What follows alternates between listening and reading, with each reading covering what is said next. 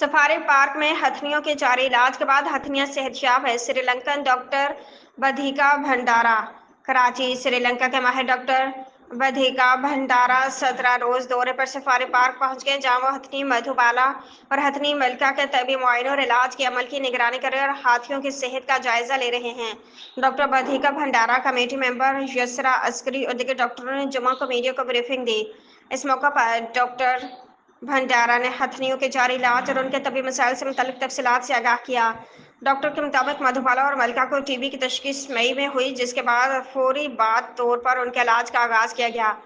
उन्होंने बताया कि दोनों हथिनियों का इलाज एक बैनुल-अक़वामी प्रोटोकॉल के तहत जारी है, जो 2 मराहल पर मुश्तमिल है। पहले मरहले में 2 माह का इब्तदाई इलाज मुकम्मल किया जाएगा, जबकि दूसरे मरहले में 10 माह तक मुसलसल दवार मुआयने का सिलसिला जारी रहेगा। डॉक्टर बधिका भंडारा के मुताबिक अब तक उन्होंने 15 हाथियों का कामयाब इलाज किया है और उन्हें यकीन है कि मधुबाला और मलिका भी जल्द सेहतयाब हो जाएंगी।